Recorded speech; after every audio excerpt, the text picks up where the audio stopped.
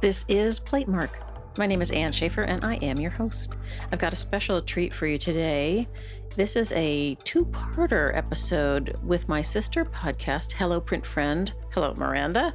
Miranda and I decided to band together and do a two-part interview with one person, Luther Davis, and he is the subject of my interview today. He is the head of the print shop at the newly opened, about a year long, Powerhouse Arts in Gowanus, Brooklyn. They are doing amazing and fabulous things. It's quite an incredible facility.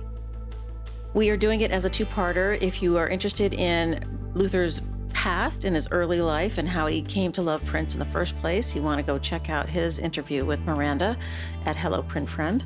And if you want to hear about the present occurrences at Powerhouse Arts and its future, you want to stick with me and listen to our talk. We talked for a long time about all sorts of things, so hopefully you'll love it.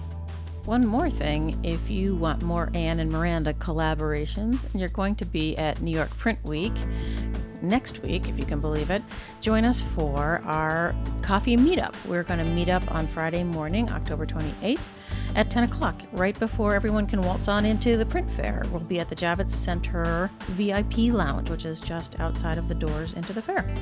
So we hope to see you there. All right, housekeeping. I identify as a cishet white woman, and I use the pronouns she, her. I record Platemark in Baltimore, Maryland, the land of the Piscataway Conoy people. Images will be over at platemarkpodcast.com, and please do me a favor and hit support and donate. Help me keep the lights on here at Platemark. I really appreciate it. All right, let's get rolling. Luther, it's wonderful to see you. Welcome to Platemark. Oh, it's a pleasure to be here, Ann. I'm a big fan, listened to just about every episode, and I love the format. So, thanks. Yeah, it's been really fun. I get to meet and learn about all kinds of people and all kinds of moments in the ecosystem. It's amazing to me how many roles there are and how different everybody's roles are, and you can just find your own niche and off you're running. All right, Sure. So can you explain who you are for our people listening? My name's Luther Davis, he, him. I'm the director and one of the master printers at Powerhouse Arts print shop. We are located on the Gowanus Canal in Brooklyn, historically Lenape lands. Gowanus is named a Canarsie Lenape chief, so it's like part of the language here that we don't acknowledge, so I'd like to acknowledge that. Powerhouse Arts is a nonprofit that was started about a decade ago to preserve a former Brooklyn Rapid Transit power station. So back before that, the MTA, companies had their own train lines. And so the Brooklyn Rapid Transit station that we're in, the power plant, I should say, comprises a turbine hall and a boiler house. And it was built about 120 years ago. And the turbine hall is the 120-year-old structure that Powerhouse was formed to protect and restore and turn into an arts something at the time. We had a series of roundtables with artists and fabricators to discuss what could be a meaningful contribution to the New York real estate, art real estate, if you will. We settled on the fact that over the course of a summer that fabricators, and this is not unique to New York or Brooklyn, but fabricators are being pushed out of the center of many of our urban areas, and industrial zones are being shrunk or done away with. And that for artists in New York, they're having to travel to 3 states to get things made. And so, if you're an independent artist and you've got to go to a metal shop here and a wood shop here and a print shop here, you're spending a lot of your time, traveling. And so as we look at the landscape and the changing landscape on the Gowanus Canal, we have to acknowledge the fact that it was an industrial zone for most of its history. And so it has recently been rezoned to be residential. And we landmarked our building and landmarked it industrial right before the switch. Oh, well done. So, yeah, it's an interesting time. As we look out our print shop windows, we see 8,000 apartment units being added right now around us. I believe it. It is wild, but they've cleaned up part of the emphasis between the sort of revitalization of this neighborhood is that they've cleaned up the canal, which is a super fun site. They've spent 4 years-ish dredging it, and now they're currently capping it with layers of charcoal, carbon, gravel, clay, and then it'll be capped. And there will be 18 acres of parks running up and down it. So it's really an interesting time to be here. But as we were sitting here building our shop out, we're watching wood shops and metal shops, one-story buildings being knocked down.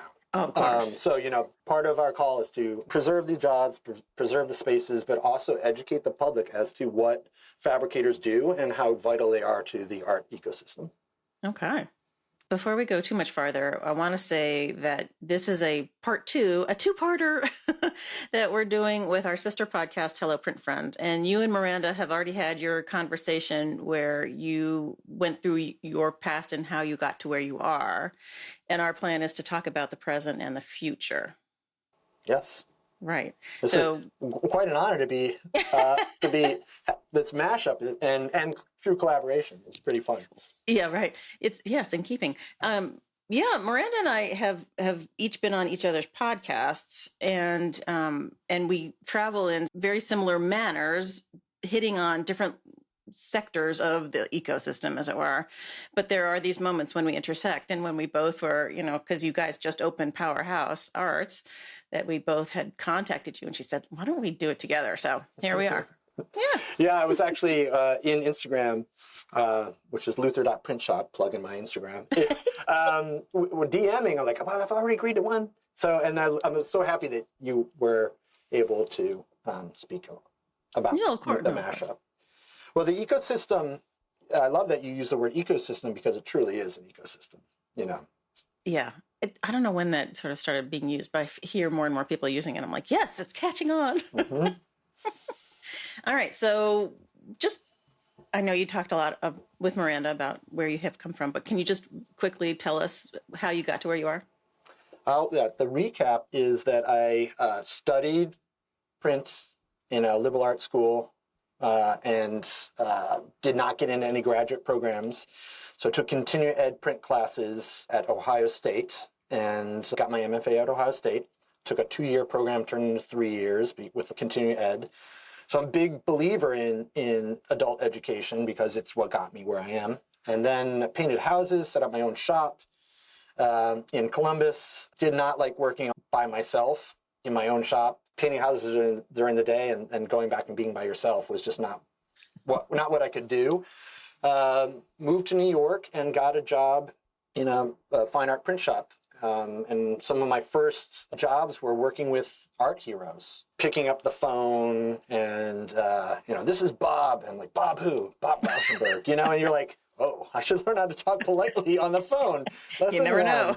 Yeah. So, and, it was an interesting time, 90s. We were in the meatpacking district. There was art everywhere, but, there were shifts of actual meat coming in, and the culture in the meatpacking district changed every 6 hours, and there's a vibrant nightlife there. So you could just sit etching a plate. My first job was to etch a Richard Serra plate. It was a 1/4-inch thick piece of copper, and I etched it like throughout the night. And I just looked out the window and watched in awe how amazing New York was. So really fell in love with New York. And then from there, that shop became Axel Editions, which for 15 years was in downtown-ish Brooklyn.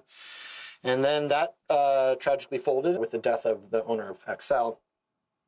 And we joined Powerhouse as a test case for their model of preserving fabrication, and eventually became part of Powerhouse. We were briefly something called BRT Print Shop, Brooklyn Rapid Transit Print Shop, which was a fun little 3-year window. And then now we're part of Powerhouse Arts.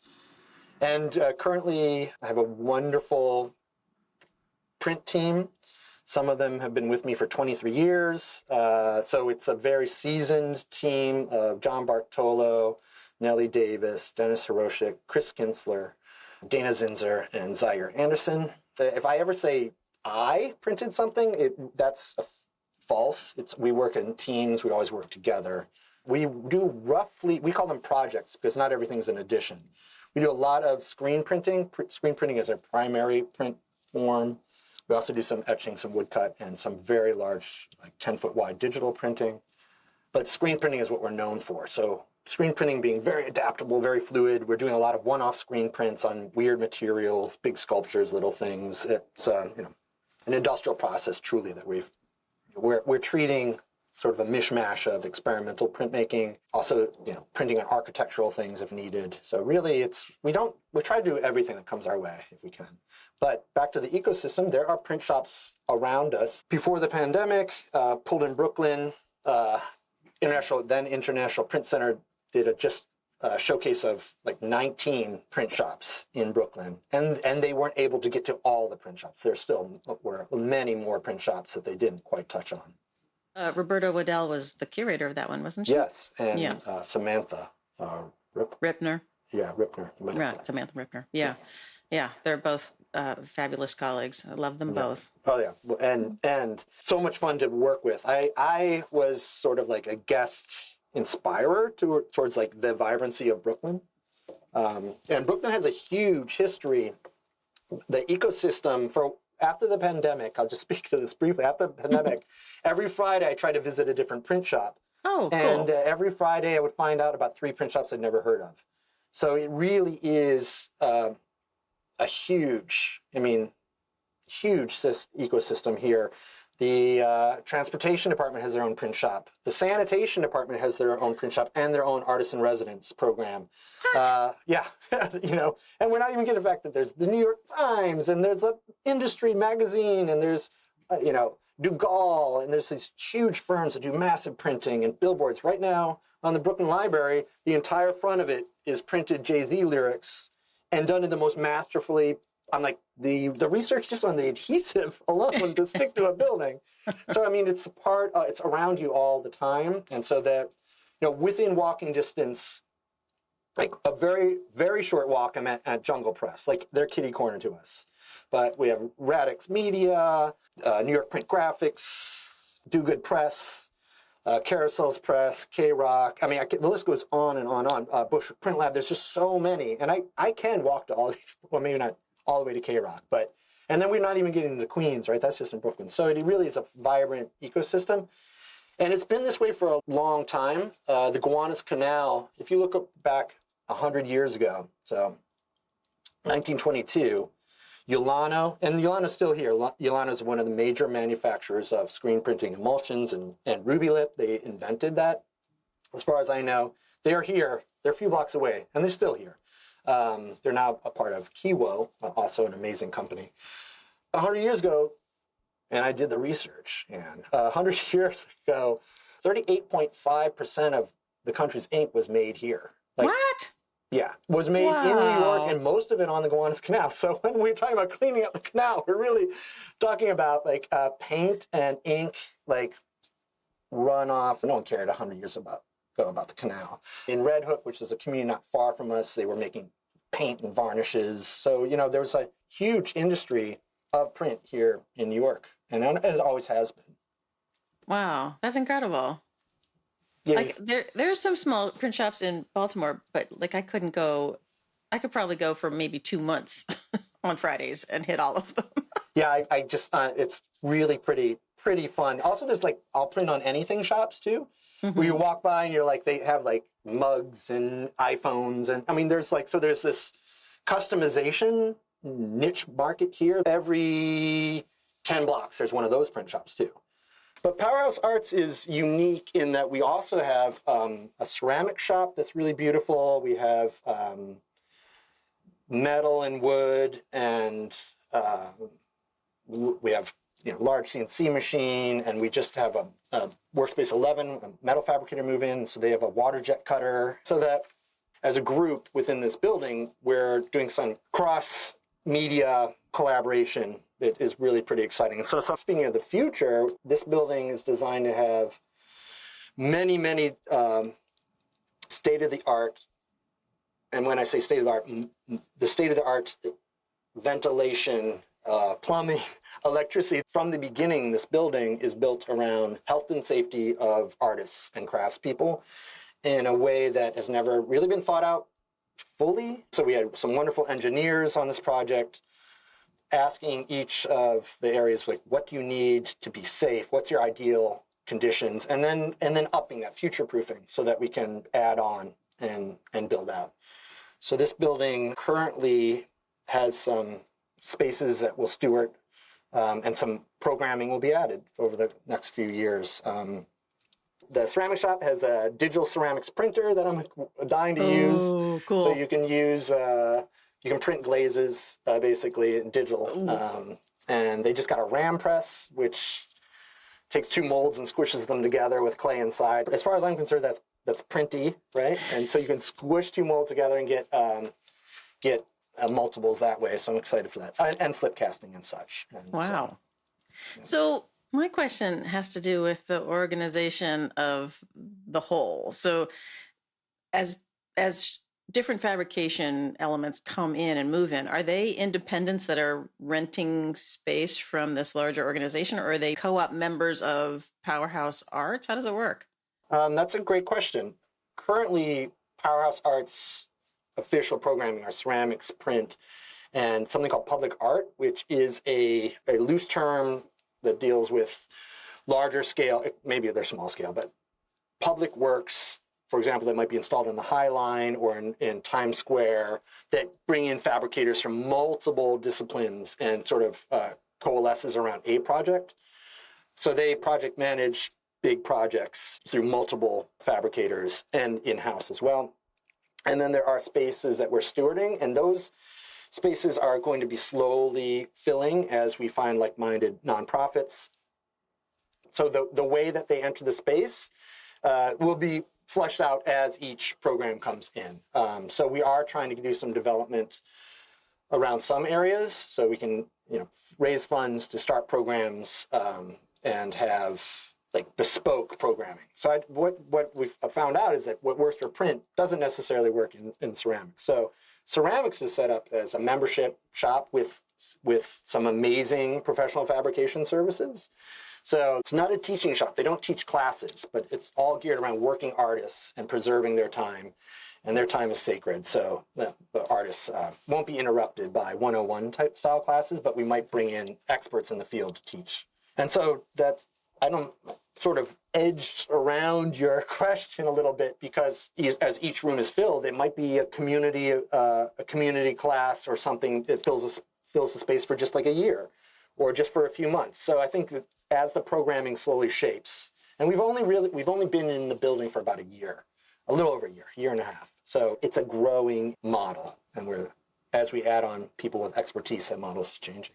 Yeah, right. No, that makes sense, I think. So before we started rolling, you were walking me around the space. It's gigantic. Can you describe the physical plant? The physical plant is 170,000 square feet. We have, as I mentioned, some bespoke areas that are designed to be wood and metal and print and ceramics. And then we have a large event hall that is a place for performances and print fairs. Putting that, I'm just going to keep saying that until it happens, but it will happen. Print fairs and community events and rentals as well. So a way of subsidizing our programming is to rent the space out for like-minded sort of events. So we had a Creative Time gala here. Creative Time is an amazing New York arts organization that does public artwork. And so there's a queue of some really interesting events that are going to be happening in the hall. But no weddings? No weddings. They'd be very arty if they are. But yeah, it would be a great place to have a wedding. It would be a great. I'm amazed it's not on the table. The arts in New York is, once again, use the word ecosystem, very diverse. So there's fashion shoots that'll be happening and fashion launches. It depends on the season what's going to be happening there, I imagine. Because every arts industry has their own season, right? So print fair is like around Halloween, right? That's our time to shine, but everyone else has other times. So it'll be fun to see.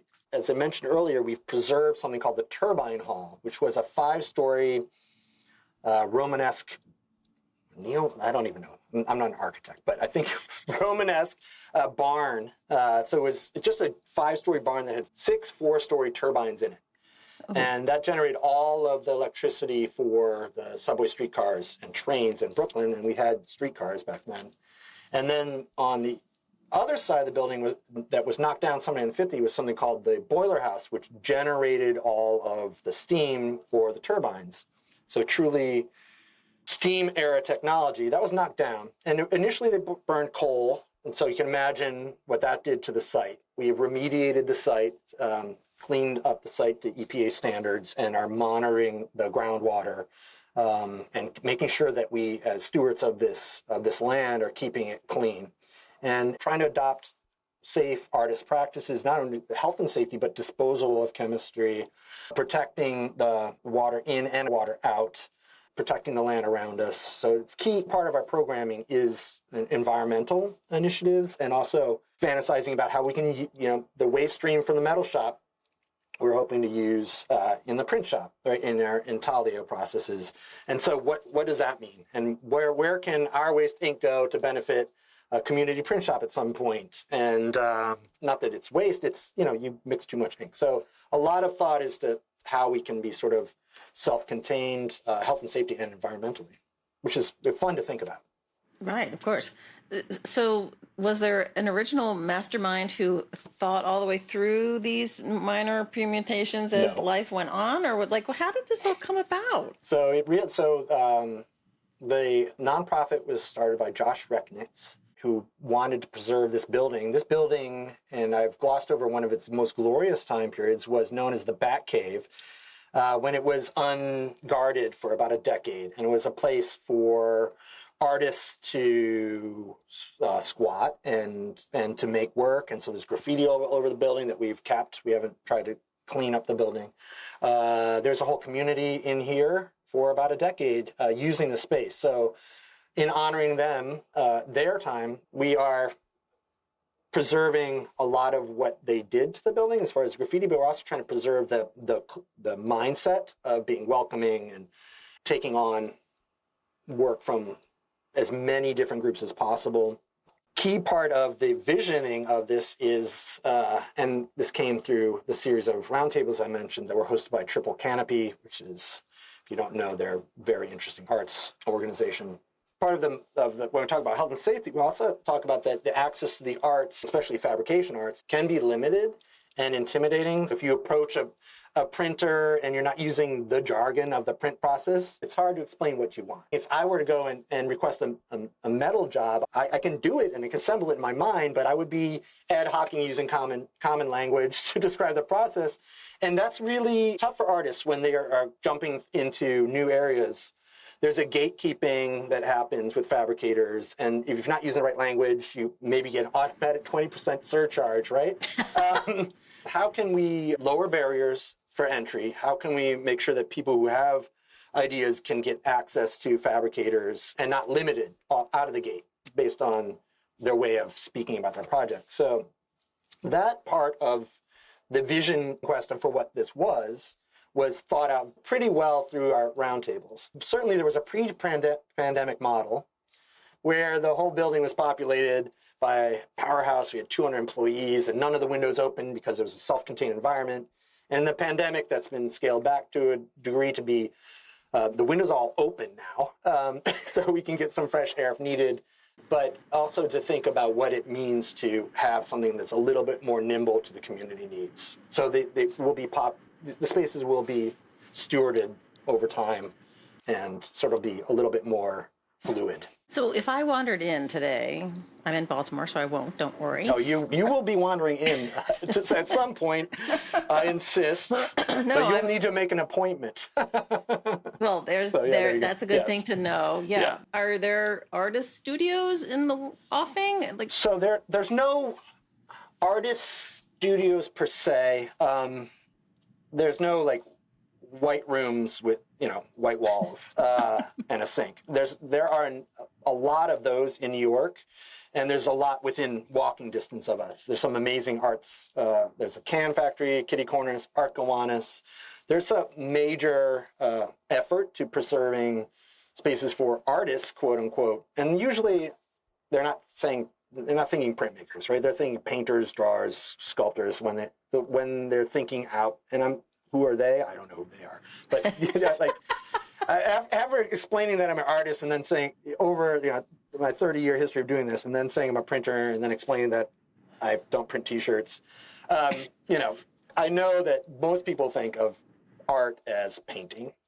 There's a lot of spaces for that. So in this building, it's much more about fabrication spaces, artists having bench space or shelf space or locker space so that they can come in, work on their projects, and in an environment with a lot of tools, a lot of other people working on things, and then leave and come back the next day and pick up their project, like not take it off the table sort of mentality.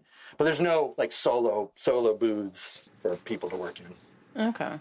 I just feel like the art world is, as you said, the painters are all in their own little spaces, and then there's the rest of the people who are working in teams to accomplish things. And it's like the Powerhouse Arts is this utopian this other side of it. Yes. Right. Well, part of that other side is that there is the myth of the solo artist is how you sell art, right? In the galleries, you go in, you see an artist's work.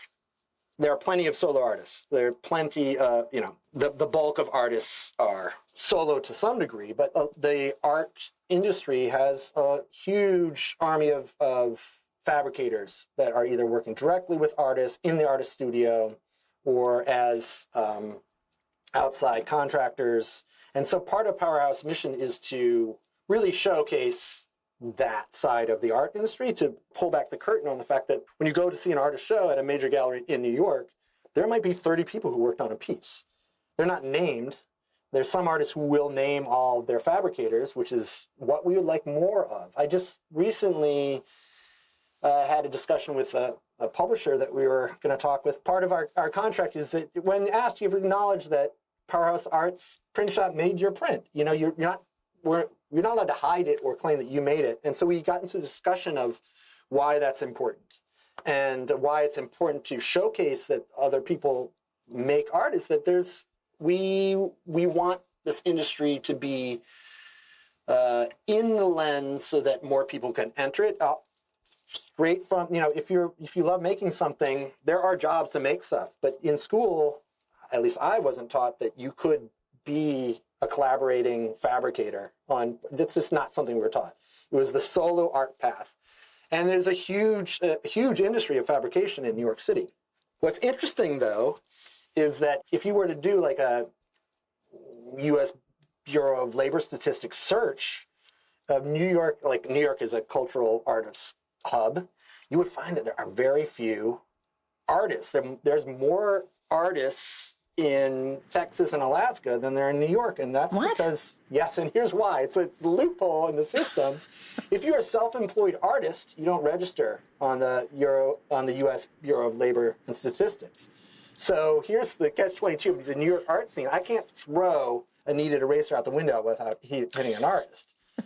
But they all are like on their taxes, they're self-employed. So they don't actually fit within this niche, right? But we as artists are not we're working together. So really this,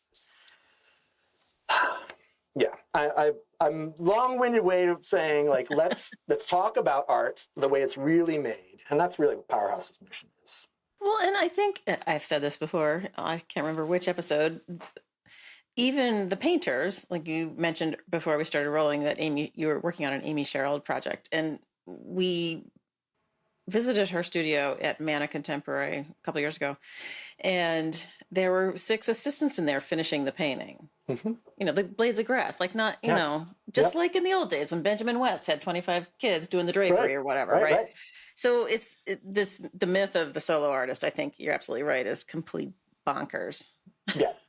And what's funny is when I'm trying to like not pin the blame, but I'm trying to figure out where that shift happened, because during the Renaissance no one had this idea that it was a factory. Like, right? Michelangelo had a team, he had a crew, he had a project manager, right? And he had patrons that were coming in and eating wine and cheese, So I think I'm not going to blame Leo Castelli, since I just mentioned I printed his 90th birthday portfolio, but at some point when the narrative of the solo struggling artists and their unique story became the prevalent way of selling art, we switched, right? We switched to this current form, contemporary, modern. I don't know when it happened. Probably Impressionist era. Yeah, I mean, I'm not an art historian, but Well, I'm trying to think. Like even Matisse in the during the war and during the 40s, he would go to work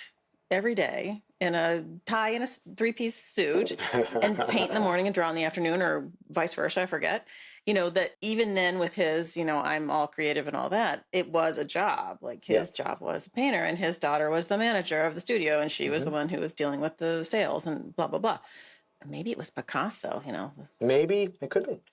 But because for those of you who couldn't see, Anne was shaking her fist at the sky when she said the word Picasso. Well, I mean, but he's he's like, I mean, it was certainly a job for him, but so I feel like he's a pig. Sorry, people. There was this sort of unending font of creativity that just kind of oozed out of the man from the time he was 6 to the time he died, and he seems like he shifted to everything, even printmaking, right? Like he's shifted so much of it, even though I can't stand him. Well, let's look back when Matisse and Picasso, they went to printmakers, right? They went to studios to make their prints, right? Absolutely. So they went to fabricators to make their prints, and no one hid that back then, right? Mm-hmm. And so when I was getting my MFA and we were talking about print, and once again, I had a great education at Ohio State. Charles Massey Jr., Philip Von Robbie, wonderful faculty, taught me so much, gave me so many opportunities. But yeah, the solo practicing artists, right, in print, right? And I now, by the way, teach at Parsons New School print shop and have been for the last 23 years. And I really try to showcase the fact that we don't work in isolation. And the thing that you're falling in love with working in a print shop, right, is the thing that you can continue doing. The print shops, you don't have to do it on your... Granted, there are plenty of print shops that are solo printers. But in graduate school, name the famous printers who are only printers, right, and are on the walls of the museums and galleries. This is very hard to do. Karen Kuntz at that time, Lazansky, I don't know who. I mean, there's not a lot of people who just make prints and are in museums. They had painters, sculptors, and they did some print on the side, right? I guess the idea when I was getting my MFA and undergrad, the print shops were in the basements or being moved to ancillary facilities to make room for a computer lab. So, and I spoke a bit about this with Miranda, that we were always on the move and always feeling like second-class citizens. And now I feel that print is such a part of artist practices. There's so many artists that are using print in some form or other. You just have to figure out where it lies, right? So many artists use print as the start of their paintings. Like we do a lot of print directly on canvas, print as... Wait. Printing on canvas as the base of an image to come? Yeah, so it's like a coloring book, right? Or print just as a finished thing on canvas too. We do a lot of one-off work where we're printing photographs on a plank of wood that's beautifully primed and painted, and then that's sold as a painting, right? So there's a lot, as a printmaker, you go into gallery, really digest what you're looking at, because often you're looking at a print. And so, take some time to think about what it is, or some kind of printmaking, mark making too, like a mark made and repeat, right? So the Powerhouse Arts sort of approach, and the approach I've always had towards our print shop, is that we're not necessarily trying to make additions, and that's why when we say we make projects. So there might be additions, or they might be one-offs, and we do a lot of one-off kind of work. And the beauty of the one-off silkscreen is that it's not CMYK, it's not inkjet, it's real pigment, it's real materials, and luster and sheens and metallics, or glow in the dark, or the artist's own blood, or actually, we scratch that, we don't do blood anymore. Powerhouse Arts will not let us do blood anymore. You don't want to do blood. It's a tactile process. And would you guys be able to do, I'm thinking of that Ed Ruscha portfolio, News, Do's, Pews, Moos, whatever it was, and it was all printed with Jello and yeah, the Jello, Jello and it's interesting when you print with mustard or ketchup, they don't look like mustard or ketchup. No. So, no, but yeah, printing foodstuffs, yeah, it's, silkscreen specifically is fun. And I do think we're in a golden age of printmaking because people use the word print. They say, it's in the news. They 3D printed a gun, and 3D printed this, and we're 3D printing human blood vessels in the hope that we can 3D print a human heart soon. So the word print is it's in the vernacular in a way that's different than it was. And people are using it, thinking about Star Trek, the, Earl Grey hot sort of approach to fabricating food right in front of your face. But we are talking about 3D printing hamburgers. Yeah, 3D printing foodstuffs is like, there's a laser printer that prints an image on the perfectly crafted head of a Guinness, a pint of Guinness, right? And you can laser print like an image directly on that. So they're like, the print as entertainment is a new form, right? And the act of printing is a new thing. You can get amazing machines. When I started digitally printing, an Iris digital printer was $250,000. So no one had that. But now you can get a really high quality Epson for a small percentage of that. So, it's a good time. It's interesting. I have two questions. One, first, and hope I get back to the second one. This idea of printing things onto the Guinness or whatever, all of a sudden it made me think back to years ago. I wrote a paper about optical aids, camera obscuras, camera lucidas, the Claude glass, whatever. And this idea that it was an entertainment to be able to see a reflection somehow contained in a smaller something or other, which is really basically a one-off print, right? Mm-hmm. It's bizarre. Like you would have something attached to your carriage and you would watch the scenery go by as you were going down the street, I mean, it's like rather than just look out the window, right? Right, yes. like moving pictures. Yes. It's kind of this weird entertainment thing that occurred. It's kind of enlightenment, endarkenment, whatever you want to call it. It just sort of struck me, different in parallel to prints and actual prints that were being made at the time. But anyway, sorry.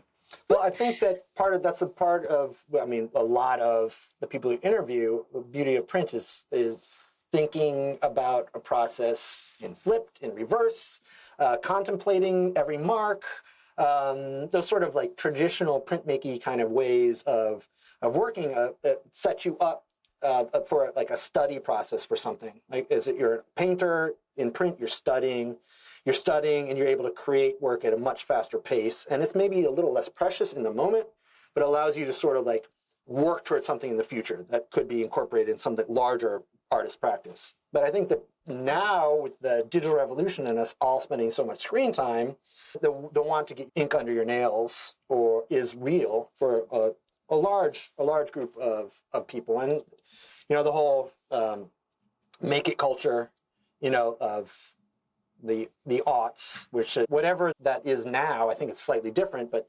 people investing in time and learning how to, make a wallet out of duct tape, right? But that's base level entry point, but the need for making stuff is ever present. I think print really does a great job of showcasing making because of its in multiple, because you can do things in multiple, you can then get your work in multiple places, and people realize that too, Riso has skyrocketed, letterpresses resurged, silkscreen classes are all full, people want to be doing this. I have never said the word Riso on the podcast. Can you help people understand what we're talking about? Oh yeah, so, and I want to just put an asterisk by this, that I have a lot of Riso friends. I've never actually made a Riso. But, but it is a really beautiful hybrid process. Risograph, RISO, is a hybrid Xerox silkscreen stencil machine, for lack of a better word. There's a drum that has a color in it. And for all you Riso printers, please excuse my way of describing it. Inside is a squeegee, quote unquote, that is pushing the ink as this drum rolls with a stencil wrapped around it, from my understanding. It's silk screen, well, it's not silk screen, but it's stenciling a color at a time onto the paper, the substrate. And so you can print, they come up in two colors, so you can put in two different colors. And they're sort of bespoke colors. There's like a Riso shop might have 20 colors or however many colors, like they're not taking two cartridges necessarily and mixing them together to create a new color. For the two-color machine, so you could print two colors, take out those cartridges of color, and put in a new two colors with the new images on them, and print two more colors, and you, in theory, could do that for a while. It's a neat process because it has a built-in noise, it has a built-in character that is identifiable, it has a look, it has a smell, right? It has all of the things that people identify with a tangible art form, and it's fast. It's really fast. So Yeah, they're cool. We saw a demo of a Riso studio in Kansas City. Where were we? Lawrence, probably Lawrence, and it was like an old school Xerox machine, and they were co-opting these old quote unquote technologies yeah, to create this whole new form. It's fascinating. They're cool, but they definitely have a look. yeah, and for those who utilize that look, it's like it's a vernacular in itself, which I love. And so silkscreen, we're also a stencil. We're talking about how you can put anything through it. It has that look of a screen in many ways, in a matrix. I really love it. But that's, as you're in print, there's been moments in time where, processes are at risk of dying, and then artists and makers pick them up. And I think the Riso phenomenon really saved Riso as a company because it was a odd outlier of office equipment. And mimeograph, it's very similar to what a mimeograph might have been. And for those of you who don't know, mimeograph was also a stencil process. You wrapped on a drum and a special solvent ink that ran in school. Like in 6th grade, we get these freshly mimeographed purple papers with our tests on it, and we'd all pick them up and smell them. And we were basically huffing thinner, but they smelled great, just straight out of the mimeograph. Oh, this is fresh. Whole class getting high right before they take the test. Yeah. So, and that it's a modern mimeograph in many ways. Right. We're betraying our age, people. Yep. So you keep using the term silkscreen, Luther. Okay. Yeah. So, all right. So yes, I actually, in writing, call it screen printing. Me too. And I don't use the word serigraph very often, or serigraphy. Screen printing is my preferred way of speaking about the process. We don't use silk anymore, and I have this running gag, like no one wants, instead of silk, we use polyester, and no one wants to hear a polyester print. But silkscreen is what is in the vernacular. Most people know the process as, so I'm sort of defaulting to that in this moment. But screen printing, one word, is how I refer to the process. Me too. And I'm flipping it around a bit. And what's interesting about the screen printing industry is that it is mostly, and I mentioned this earlier, people think of t-shirts. So when I'm describing the process, I'm like, have you ever watched a t-shirt? Or have you ever made a t-shirt? And 90% of the people at some point, they have made a t-shirt in high school or whatever. They know that process, right? Of a squeegee, going over a screen and pushing ink onto something, right? Yeah. Thanks for calling me out on that. Well, as a former cataloger, terminology was very important, and almost maniacally so. So I would do data scrubs and try and find all the silk screen and switch them all to screen print or whatever, and never serigraphy, people, please. It was just. This is what's so fascinating about this whole thing, and I'm glad we're circling back to it, because as you were describing all of the various shops in Brooklyn, you were talking about like the bespoke mug printing or the whatever, and the line between quote unquote fine art, silk screens, screen printing, serigraphy, blah blah, is so close. It is. It's and there. Morphs to, like, is it art? Is the drop that comes across the Brooklyn Museum with the Jay-Z lyrics, is that art? Or is it a commercial rap? And it's how different is it from the thing that you're making for Amy Sherald? Yeah. Well, so I really think that line is so fine and it's always being crossed that that the distinction shouldn't be there. Right. And so obviously I'm like not going to treat my coffee mug that's been printed unless it's been printed by someone I know with the same kind of respect, right? That I am going to be the fine art print that someone gives me. But I can buy my mug Yep. for $15, and I Yeah. can buy a Amy Sherrill print from you for $5,000. Yes. So right. The workmanship that goes into what quote unquote fine art now is really blurred. So that's something interesting as a fabricator in the fine art world, where there might be a lot of choices. I don't advertise do digital printing, right? The large format Epsons. Archival print is how we're calling them now, but they were called Giclée for a moment, and always hated that word. So I don't advertise that we do digital printing because I want to be a screen printer, but there's a lot of work that goes into digital printing. And so when you get into the fine art realm, what is the fine art digital print coming out of an Epson or Canon versus coming out of someone's office? It's the same machine, right? It really has to do with like the nuance of paper, the nuance of approach to color matching, and the nuance of packing the stuff at the end of the day. Like that's what they don't tell you when you enter into like a job in the arts, is that you're also going to be packing art all day long, right? So like the handling, the safe handling of stuff is a delineation between an arts fabricator and a copy shop, right? It's like you're coming up and it's carefully, archivally packed, and you can, take it on the subway, right? Versus, I don't know, a shopping bag that's shoved into. Right, and also intention. Yeah, well, certainly intention, but for artists making a choice between do I print this at FedEx, or at something a little bit higher up, I think most artists, given the chance, and they're starting, there's nothing wrong with getting a good quality print at a bulk service provider, right? So the main thing is to be making the thing. And there's a lot of print shops, as we mentioned, that can put your image on anything. So I think the beauty of the age we're in now is that you can slowly dip your toe in these waters in many different ways. With screen printing, when you have a print that is basically large, flat areas of color, and you're a museum person and you're not handling it properly. Hell yeah. It's true. What happens? The safe handling of paper is a skill in itself. And I wanted to say that we aren't white glove handlers. When we're printing, we have borders that we're expecting to cut off.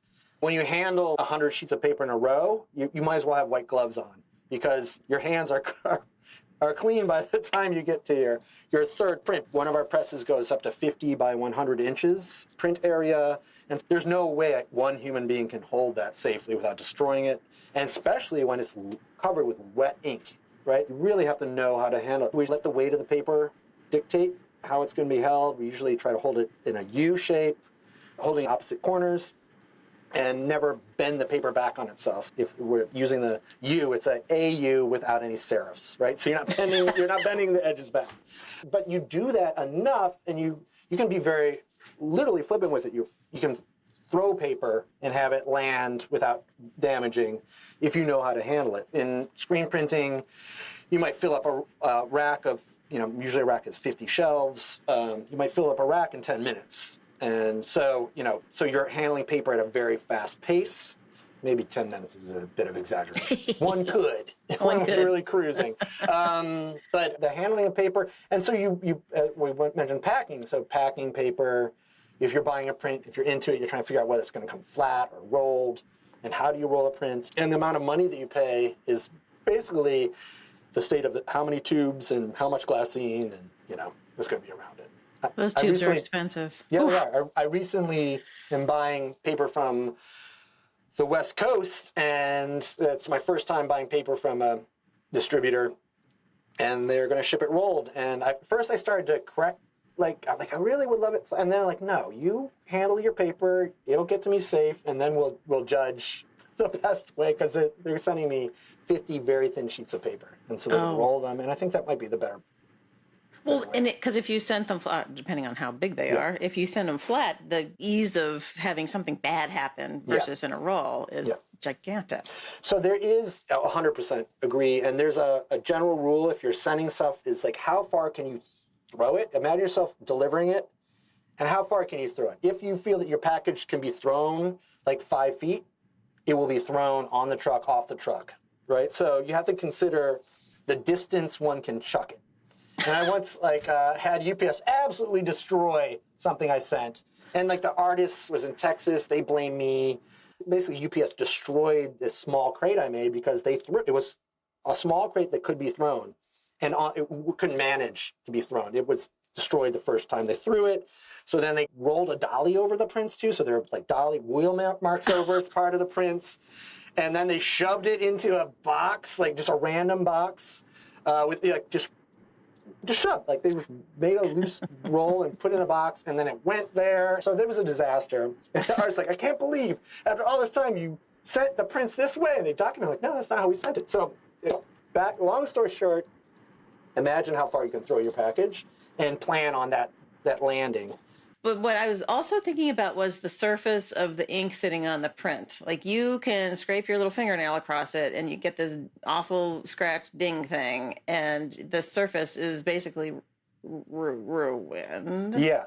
You can look at the surface and know how easily it's going to be damaged. Certain prints, and certainly traditional screen prints of the matte oil base era, have this luscious, beautiful, chalky quality and are just waiting to get damaged. Big, wet relief prints, not so much. Depending on the acrylic ink, yes, you could scratch it, or no, you could not scratch it. You know, there's Speedball professional grade ink, which scratches less than their non-professional, and they only make one color in professional. Speedball, if you're listening, I love your professional black, but you could make a few other colors in the professional Speedball. line. Yeah. But big fan of Speedball. We use TW Graphics inks in our shop quite a lot, and Nasdar inks as well. And they each have a different handling. So you're absolutely right about that. Yeah. Yeah, I mean, the more stuff, noise that's going on in the image, like it's the big flat areas that are the big problem, right? Yes. So yeah. So like if it's a painterly screen print and there's like a bazillion colors in it, you probably won't see it as much. But you're absolutely right. And when we're printing, like a one color print is like a red flag, like a big field of color. And we have a couple of these coming up. A big field of color where it's just going to show every imperfection. If a piece of lint gets in the wrong spot, if a fly flies in there and gets crushed, whatever it is. We've done prints up to 220 different colors, and you know we can always fix it at some point. We were doing a large edition once of a print. It's like edition of 300, and it was going to be 60 colors, a street scene, Parisian street scene by Michel Delacroix. And Michel Delacroix always puts a dog. Actually, Michel Delacroix is the father of the owner of Axel Editions, and Axel, my former print shop, was named after the family dog. So there's always this dog in every... So the story is we were printing, and I was chroming, drawing all the films, and there's this giant area that wasn't printing, in my eye, like the size of a dime, right in the middle of the print. And I, very, let's just say, distressed, talked to my colleague who was printing, like, how did you miss this giant thing in the middle? And he said, I thought it was going to be the dog. I thought you were like trapping for the dog. And like, the dog's over here. So, but we knew that we had 40 more colors to print, right? It was no big deal. So this is the same thing with handling a print. If it has a lot of color, a little imperfection here or there will be lost. And you're right. The hardest colors are the biggest, flattest areas of color. And it's true with also, I think, deckled edges. We're a fan of just straight trim, but a deckled edge is nice because if the edge gets dinged, you can just create a little decal. And no That's one will true. know, right? You can sort of like pick it off, the ding. Yeah, you're right about that. Okay, so I hate to make you do this. Can you explain screen print in the original conception with the ruby lith and everything, and how that works, and then how it's changed over time? Do you mind? No, I don't mind at all. And I come from a generation that learned all of it pre-computer. Right. So, and use computer every day as well. So the screen printing process is a stencil process. A screen of various mesh counts is stretched over a frame. Originally they'd be wood frames. Now, by and large, I use metal. The mesh might be anywhere from like 70 threads in an inch, which is like not a tennis racket, but it's like not going to stop a mosquito from flying into your room if you put it on your window, up to, in our case, 420 threads per inch, which is finer than the sheets I sleep on. So the thread count, if you will. So the amount of thread determines the deposit of of ink. So if you have a lot of threads, you can put little precise details in a thin deposit of ink, and big coarse threads, you can put massive amounts of inks on something. So we select the mesh depending on what our application is. The traditional way of screen printing, as I was taught by Philip von Rabe at The Ohio State University, is to paint out the screen with a stop out. So you would everywhere that you seal the mesh, ink won't go through, and everywhere you have open mesh, ink will go through. So imagine your screen door, and the air is flowing through all those holes. And now if you slap a piece of paper on that, the air is only going through where you have the open mesh. So that's the principle, is to open and close that mesh. So traditionally, one might use paper to create a stencil on a screen and use the ink to hold the paper on the screen. So you could cut tissue into a shape and ink that, and the ink would hold the paper onto the screen. Eventually, people started painting with something that they could remove. These screens, once we put an image on, we print it, we take the image off, regardless if it's a handmade screen or a modern photomechanically made screen. So for every color that you see in a print, a screen is made. That's our matrix. In the days before computers, we would hand paint out, and you could just use Elmer's glue. There's a wide variety of things you could use to keep the screen closed versus open. And the modern approach eventually became photomechanical. So you would coat the screen with a photosensitive emulsion, which, by the way, is generally Elmer's glue. It's white glue. It's PVA that's been dyed and has a photosensitive chemical, diazo, put into it. So you coat the screen with a photosensitive emulsion, and then you expose that to light with a positive film, creating your stencil. So you expose the light. Everywhere that's black on the film blocks light, and everywhere that's clear on the film allows light to pass through, and that sort of catalyzes the photoemulsion. And everywhere that it's catalyzed, it becomes impervious to water. And everywhere that is blocked, is this making sense? Is everywhere that the light is blocked, just washes out with water, and we end up with a stencil.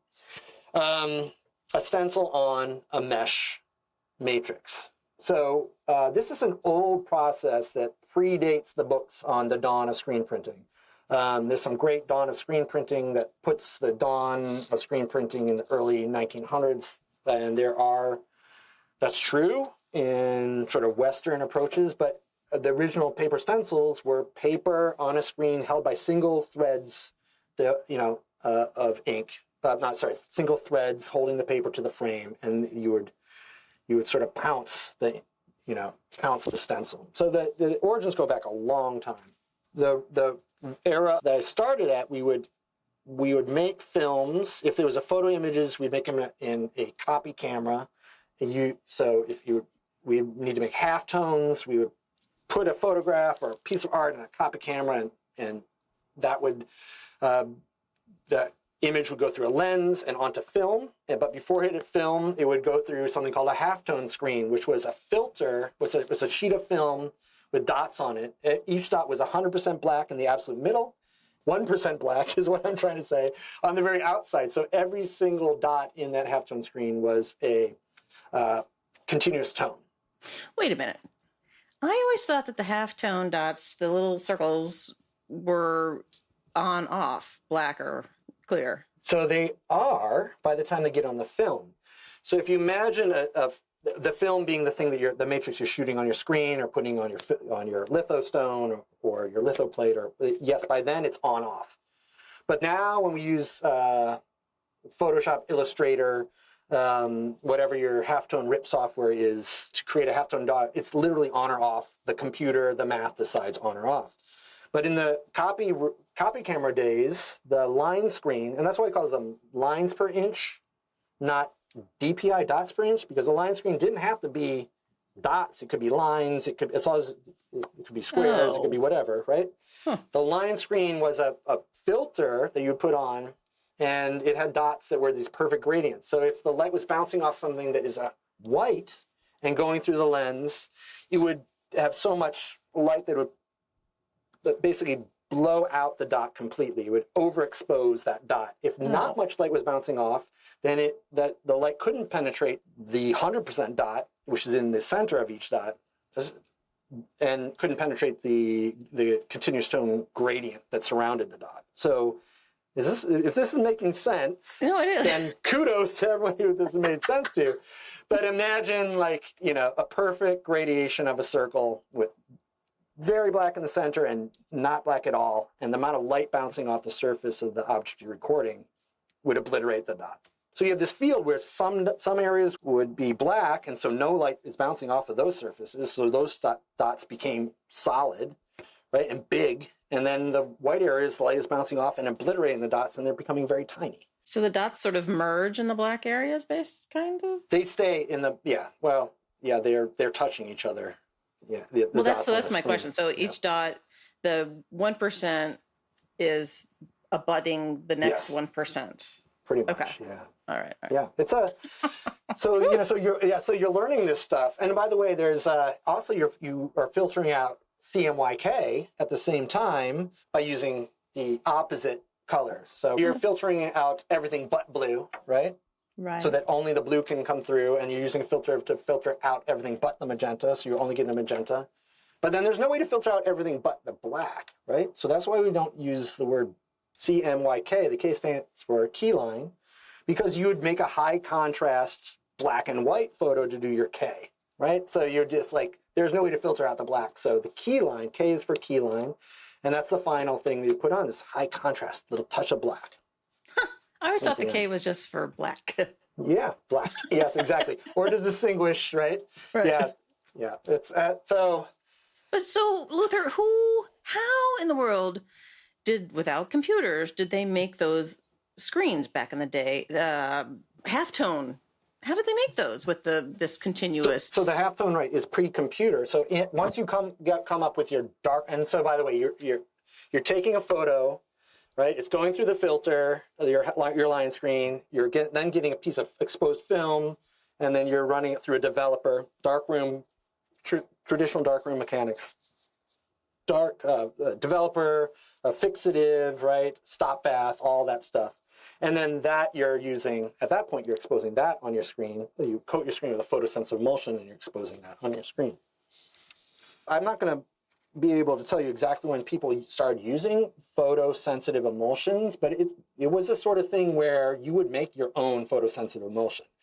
You would buy the raw materials initially. You would buy polyvinyl acetate, white glue, also known in the industry as Elmer's, right? So, right? So you'd buy your Elmer's glue, or you buy your white glue, and you would mix in your own diazo, your own photosensitives, and then it would be if you've ever put a lump of Elmer's glue on something, it sort of dries like a yellowish amber color. And then if you wanted to see it, you'd add some dyes to it. So photo emulsion for screens, the color of it, it could be any color, right? So origin story of that is there was a way of just making it, and everyone just made it. So, but meanwhile, by the way, there were no computers. So when I learned with Jean-Yves Noblet, I think he liked the fact that I used to run the photo mechanics for printmaking darkroom at Ohio State. So I got to do this stuff, and Jean-Yves had a darkroom and an enlarger. So I got to do a lot. We would be handed a Donald Batchelor little painting, and I would separate out the colors in the camera.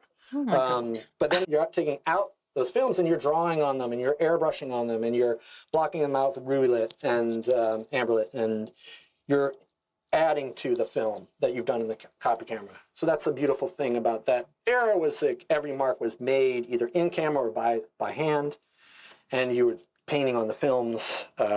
To make sure that everything came through. You weren't to create editorializing. traps, to trap colors so that there was no misregistration, or airbrushing acetate ink onto the acetates on the film so that you could get some gradient dots that weren't halftones. So when we started working at Excel, I was doing everything by hand. Litho crayons on acetate.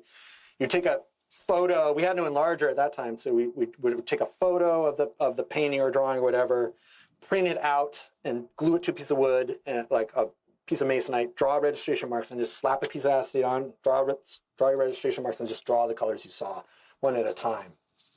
Meanwhile, I was working with Photoshop at home, and wow, you know what? I think I could do this all in Photoshop. So Now, using the color select tool and layers and Illustrator and Photoshop, you can really build a print. And there's a whole generation that's all they know. But having the ability to draw on those things post is really important too. That the human touch and the human mark of ink is really, it's hard to fabricate digitally. So even now with Photoshop and everything, you still go in and add in the trapping and stuff? There's a lot Huh. that we're still not adding in trapping. We try to do that very quick in Photoshop. Sorry. But if one wants to add some nuance and be spontaneous, yeah, we will still draw in airbrush in stuff, which is a lost skill of airbrushing films. Oh gosh. Okay, so now you've got this computer generated, dicked around with Photoshop situation, and you're printing out films, and then you're exposing them on so it's easier? Yep. It's very fast. It's very fast. As I mentioned, those days before the computer, the chromists, the person drawing each color separation, would have to draw as fast as the printers were printing, if not faster. And so there would become this press check moment where you're like, I don't really like the way this is drawn, right? And then you would add to the film, reshoot the screen, or scrap the film entirely and start all over. And that would put down production here, Photoshop, be like, I need to tweak this quickly, right? Quickly make edits. There's no going back, right? You quickly make edits, plan out 5 layers in advance, sort of get a digital feel for the way the colors might look, and send that to print. So the ease of the color separation, it's just so fast now. And back in the days when I was doing everything by hand, some tricky colors, I'd be up all night so that we could print it in the morning to meet the deadline, right? So you're drawing all night long, and then, there better not be, and you're scratching off things that you overdrew. You're scratching off with a razor blade, or you sharpen a chopstick and you rub it off. There's all these, you're masking out with tape, you're peeling tape off. It was a messy, slow process, but it had all the prints from that era have an aesthetic of that mark making. Wow. So what happens when the thing that you are the original image that you are trying to create into a print has inks that aren't on the shelf? Who does the color matching, and is there any test other than the human eye? So there are ways to do computer matching of colors these days. We don't do that. We still use our eyes. We hand mix all the colors that we're going to print. Every ink company has your basic colors. And when I started, I started with cyan, magenta, yellow, black, white, and clear, and was attempted to make all the colors from that. But you're really limited because there's a lot of pigments that you can't get that way. And you can't just do it all with those colors. So the beauty of screen printing, and let's just say all of the print process is going get a real can of a real phthalo, of a real ultramarine, and printing that. So little dabs of color, you're slowly leaning in to what the color I want. In screen printing, we never want to go too dark, because you don't want to ever have to print to lighten up a color, but you can always print something to darken it. So you're always trying to creep up on it, but not go over.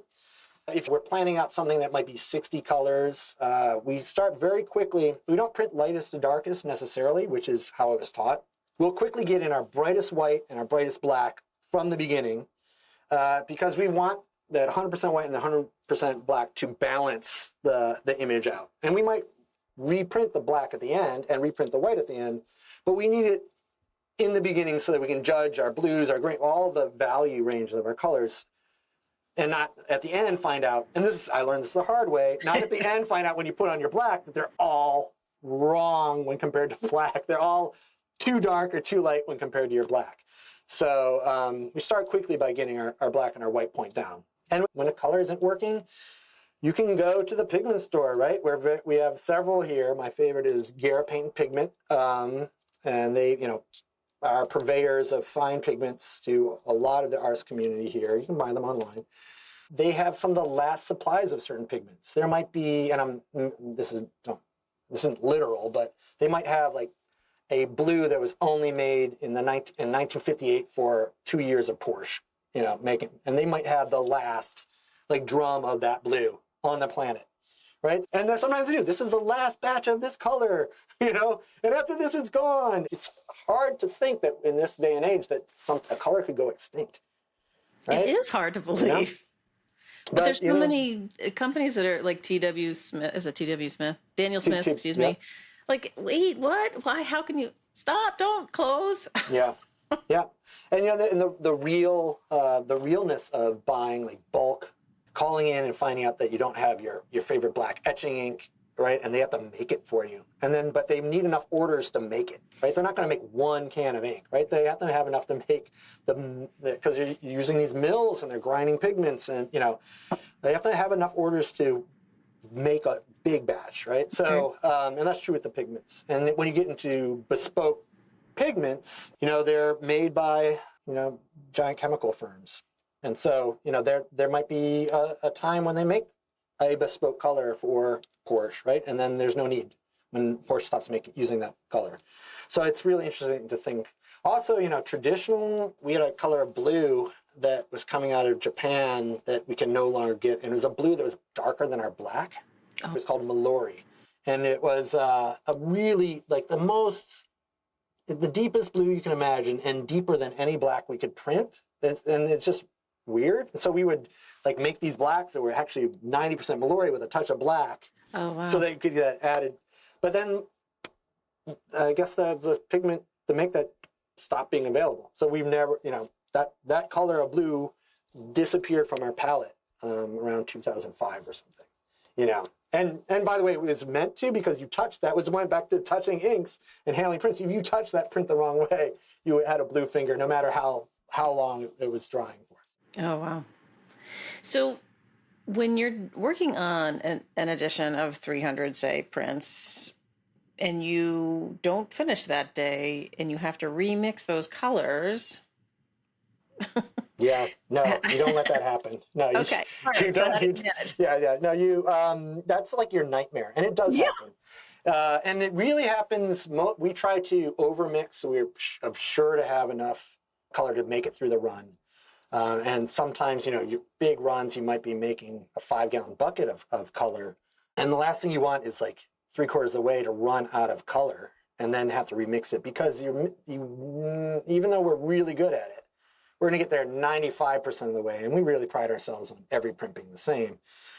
Maybe getting a 99. So when you know you're running low, you stop everything you're doing so that you can, we need 2 gallons and I have 1 gallon left. So you make another gallon, and then you mix them, and then you have the hybrid between the 2 batches. Right. But I learned the hard way. I did a suite of prints for Kara Walker, the backgrounds of the print. It was a portfolio, Emancipation Approximation, I think is the title of it. And they had a bunch of grays. So I wanted all the grays for all editions backgrounds to be the same.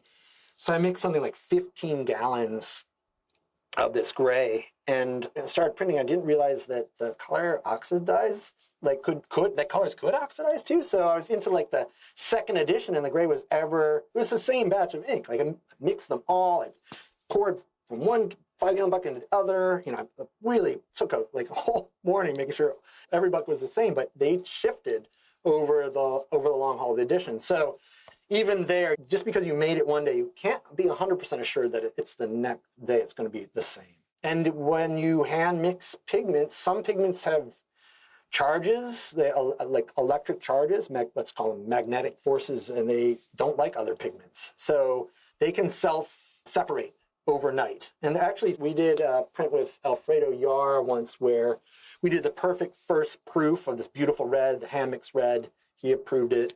And then we editioned it, and we came back the next day, and it was all marbleized. And we're like, well, that's weird. I don't know how we must have done something wrong. Let's just do it again. We did it again, it marbleized. And it wasn't until the third time we realized that the 2 reds we were mixing together didn't like each other. And in the time it took to pull the print, pick up the squeegee, and move to the puddle of ink to flood it, they would self-segregate. And this no man's land of muddy brown was the stray pigments that neither party of red would adopt. And when you flooded, it would create these streaks. So the solution was to create a giant screen and have this huge flood where no image was, and by the time you got to the image, the ink would be mixed. So we mix it anyway. God.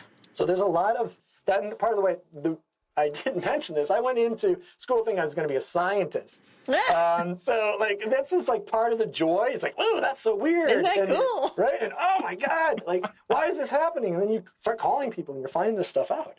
And every day it's like something. Every day it's something like that too. I've been doing this every day since the day I fell in love with print. And every day there's some new nuancy thing to learn. And we don't make the same mistakes every day, but we make mistakes every day, and they're just more creative and more expensive mistakes. Right.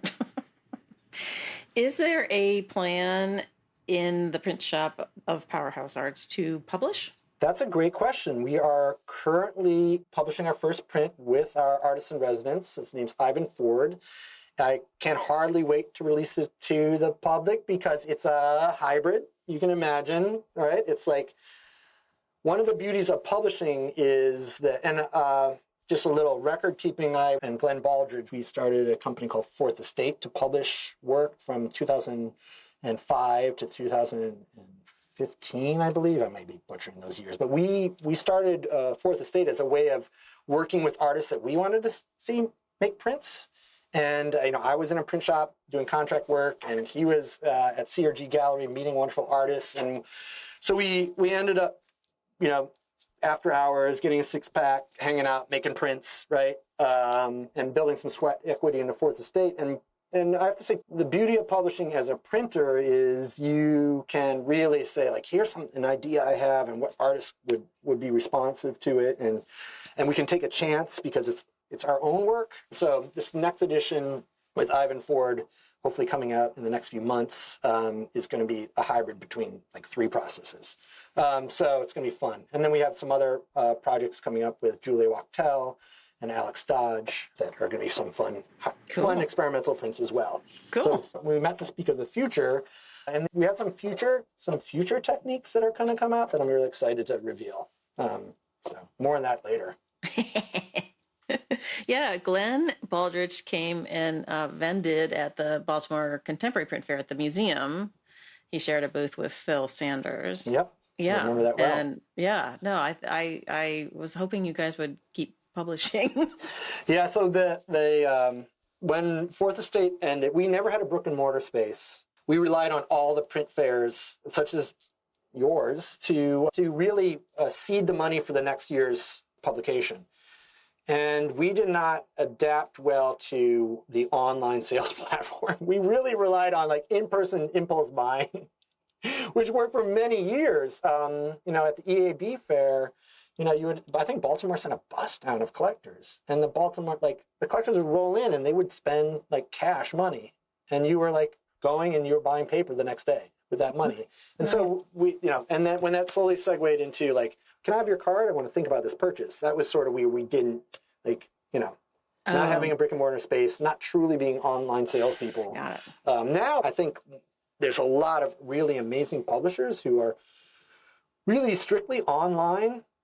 Avant Arts, JRP Edition. There's a bunch that are really really good online sales platforms for prints. And I think that the beauty, once again, of print is its multiple nature. So I think there's a new day of online print sales. Yeah, we can only hope. Yeah, I did want to ask you about your feelings of the state, as it were. Mm-hmm.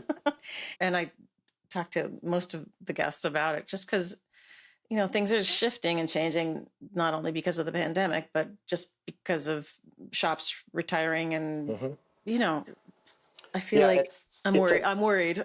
Yeah. So the state of the state, in my mind, is strong. I think education is the key to the state of the state. We need, as creators in the medium, to really spend more time explaining what makes a fine art print, whatever the means of manufacture are. I don't think that we've done a very good job of that.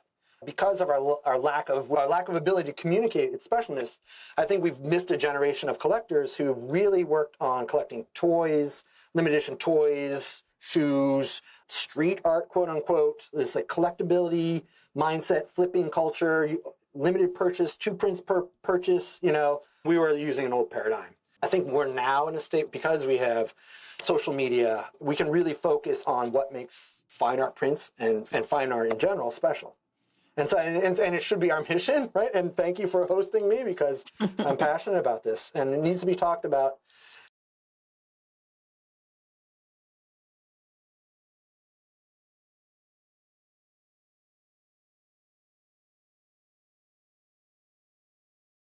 And the more people that make, the more people that can handle, that can sniff and smell. I mean, that's a huge part of it for me. It's like the more that the nuance becomes apparent. Yeah, I think that's true.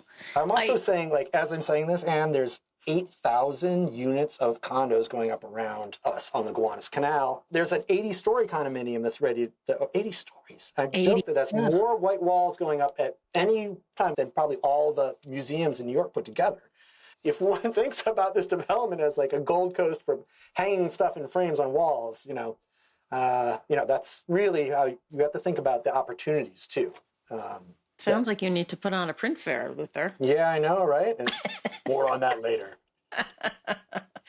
Yes, we're in discussions, people, just so you know. Yeah. Haven't figured it out yet, but we will. No, it will happen. And so I think really having people understand what collecting is and fine art. And, I had a print collector once tell me, I was like, how do you collect? And he's like, if I like it and I can afford it, I buy it. And so as someone with no money, I would go into fairs and like, wow, look at this print. It's only $500. And and for me as a printmaker, that was a lot of money, but $500 now. And I'm looking back and kicking myself for not purchasing the Christo there's a Christo print that I won't forget because it instructs a lot of the way I make prints now. But it was a little sculpture. And I'm like, why didn't I get that at the time? I loved it. And I stood in front of it for 15 minutes, right? Oh. And why didn't I just figure out how to get it? So I think, a lot of the limited edition aspect of print and that the new sales platform are buying into, these time releases and, there's only this amount of time to buy is like the new buying bug, it's like they're buying into people's collecting mentalities. I don't think we've been good at that as an industry. I mean, the discussions about quote unquote originality, which bumps up against multiplicity, of course. It's where I just had a conversation last week with Susan Tallman about this very idea of what the fine art original, the misnomer original and all that stuff, and how that it was really interesting because she wrote in her amazing book, The Contemporary Print from 1996, about the Print Council picking up this idea of the original print. And that's the term that they were using to try and put forward fine art print collecting, that it was a mistake because prints can never be as original as unique works in painting, sculpture, and drawing. Like you already set yourself up for failure because you will never be that original. Yeah, and it's so hard explaining. Right. Well, here's why it's original. Yeah. And even the word print, I want to circle back to because, it's in the vernacular, but when I Google other podcasts that have to do with print, I'm getting the t-shirt print people. I'm getting the you name it. So print doesn't only mean us. Yeah, no, 100%.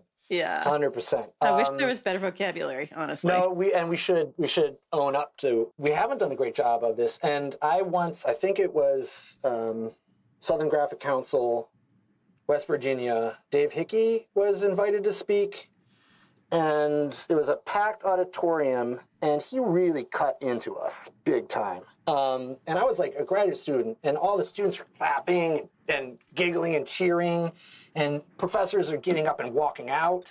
And he was like, he came in there to shake things up. He was like, you have lost your mercantile roots.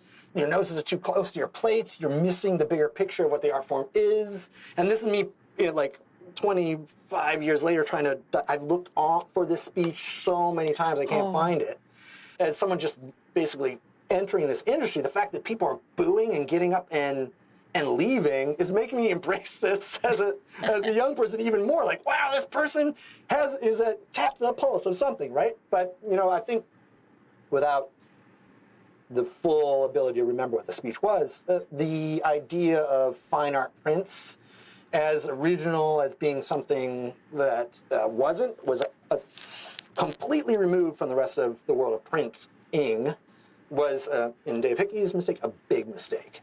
And so when coming to New York and being asked to print on glass for an architectural window or whatever it is. There's so many things that print can be.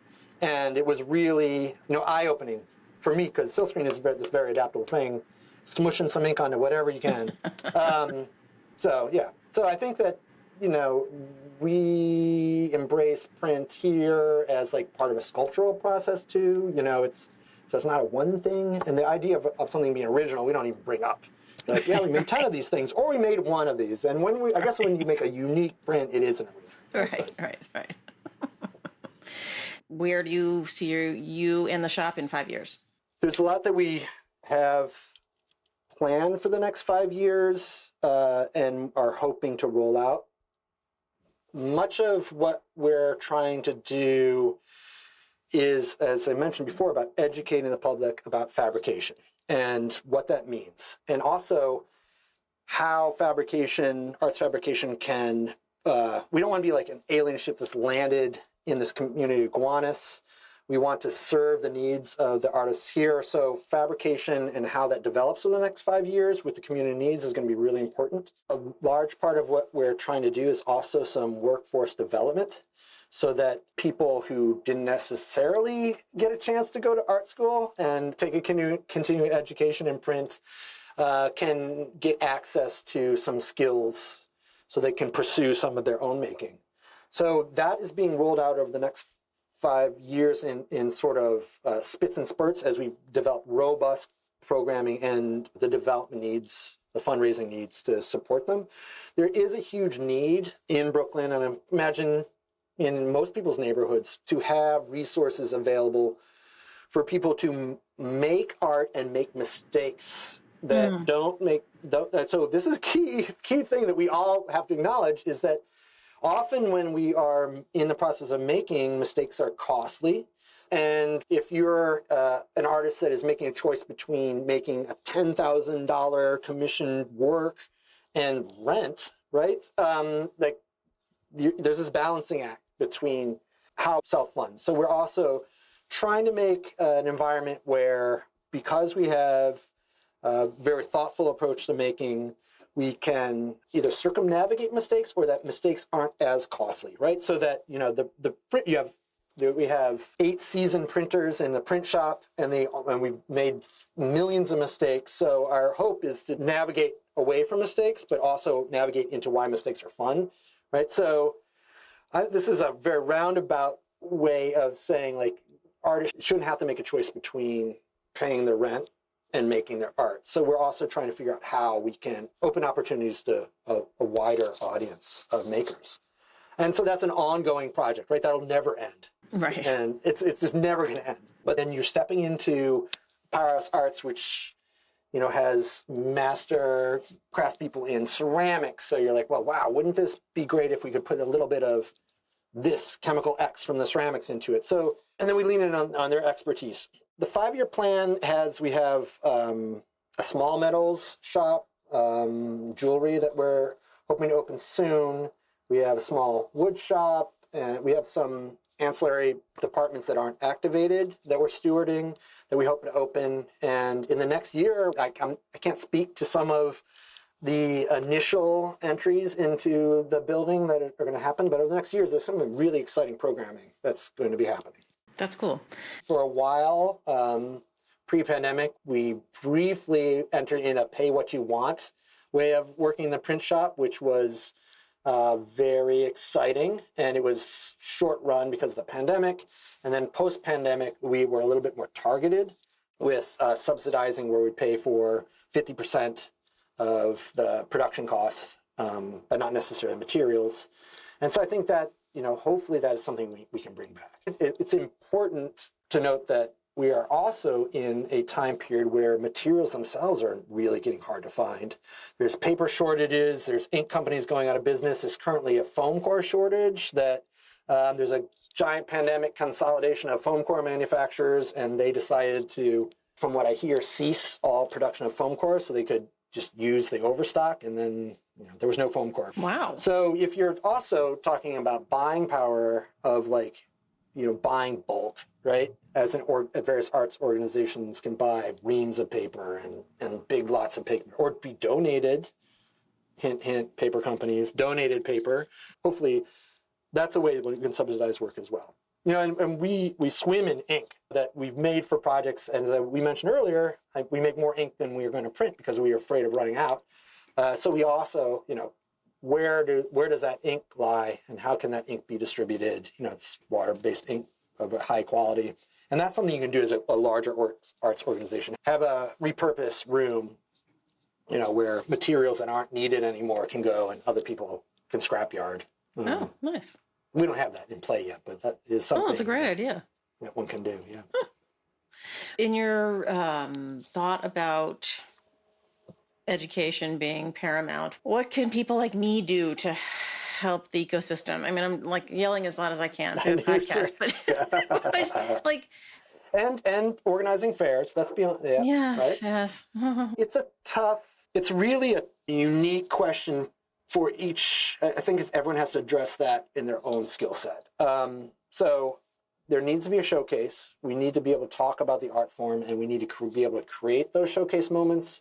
So IFPDA and before that EAB fair here in New York, where people would come to New York to experience print, but then you would go into the general public, and even my printmaking students, like, this is print fair weekend, you really should go, right? But you need that added enticement of what that means. Like, your tickets are free, I'm paying for your access. Still, not enough to get people to go to the fairs who aren't implicitly interested in that. So I think that merging this concept of multiple and print is really important, that we're not working in isolation, that people can come and to appreciate one thing and get exposed to another. And that's what museums and galleries do so well, right? You're coming in to see one art form, but it being exposed to the entire history of the art form at the same time.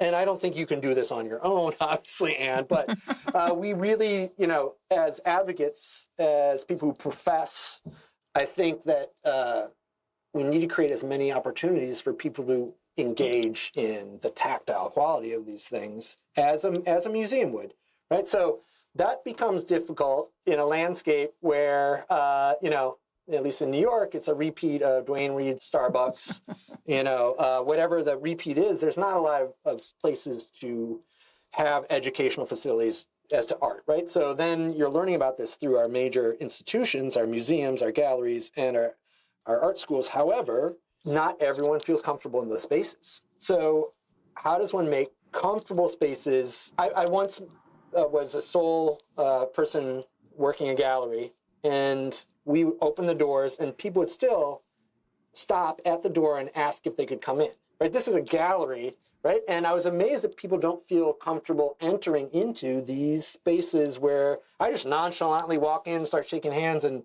talking shop, right? So, but by and large, most people don't feel comfortable, right? So these are not spaces that we create that are inviting. And so I think that where people do feel comfortable are, and it's grueling to work these week after week, are street fairs, craft fairs, are areas there where you can buy a hot dog and you can look at art at the same time. Making ourselves available is really important. In New York, we have a lot of zines. Zines are doing it really well. Zine fairs, and you're contributing to zines, you're making zines, you're purchasing zines, and it is a culture unto itself, and they know how to sustain themselves as a culture. At $5 a pop. Yeah, exactly. So, prints, you can do amazing prints for $5 a pop, right?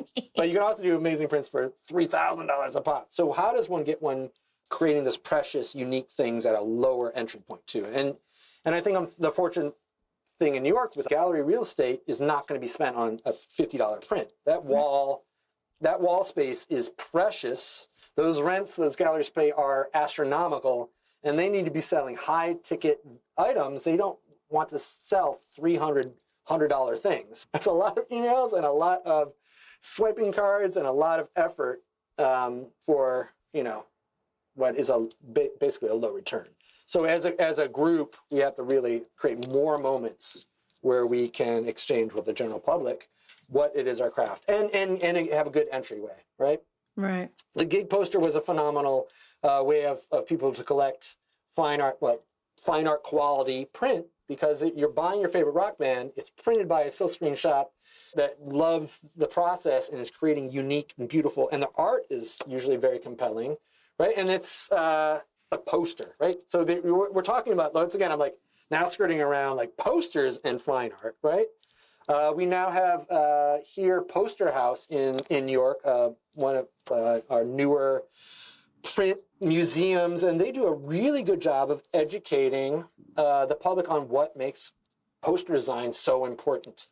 And next time you're in New York, general listeners, Poster House, by the way, is free on Fridays. Where is it? Poster House is an incredible institution for engaging in some of the best printing and graphic design you can imagine. So check them out.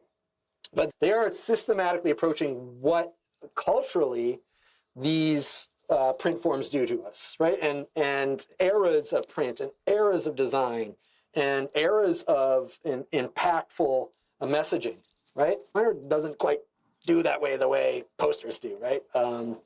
So, it's a different energy. Yeah, no, posters sit at a very interesting point in between commercial and fine art. Yeah, fascinating. All right, so is there anything we haven't covered that between Miranda and me you forgot to say? Oh God, there's a lot that I'd like to. I have some. We're gonna have a part 3. Yeah, we might have the part 3. I've got some like fine art printing conspiracy theories to get into. No, no, I do. I do. That's for another one. We'll have a sidebar to do some history of printmaking as mercantile roots and as a great fine art hustle from the 80s. And there's a lot of topics in print because image making, as your podcast greatly covers, is so diverse, right? Yeah. And it's such a big industry. So, yeah. Okay. I do want to talk to you about this. All right. Conspiracy We just do a theory. bonus episode. Yeah. And I need some fact checkers, and I need some accountants, some historical accountants on this stuff. And there's okay. All right. Side story. Sounds like a book. I know. Or a movie. Right. I'm thinking big here. There you go. Got to get everyone in. Who's going to play really you? Nice print conspiracy theory will really get people collecting prints. Who's going to play you in the movie? Oh, I was a babe during this time, so I'm innocent of all of this historical reenactment. More on this later. Okay. All right. Well, thank you for coming on Platemark, Luther. There's obviously wonderful things happening up there, and next time I'm in New York, you're on my list. So okay. Yeah, please. Yeah. And I assume you welcome other people to come and take a tour. Yes, absolutely. We have back to the non-gatekeepy kind of way of working, we have artist experience coordinators who are managing tours of the facilities, because we can't have tours constantly. People constantly want to come through there. So they're managing some of the tour dates. I'm not sure when you're going to release this, but September 23rd of this year, we're having an outdoor event here at Powerhouse that is open to the public. We have high expectations for what that might be. As we steward these spaces and they get more and more populated, there'll be more and more ways of accessing this building, not just through our events and our tours, but also through other workshops that will be running.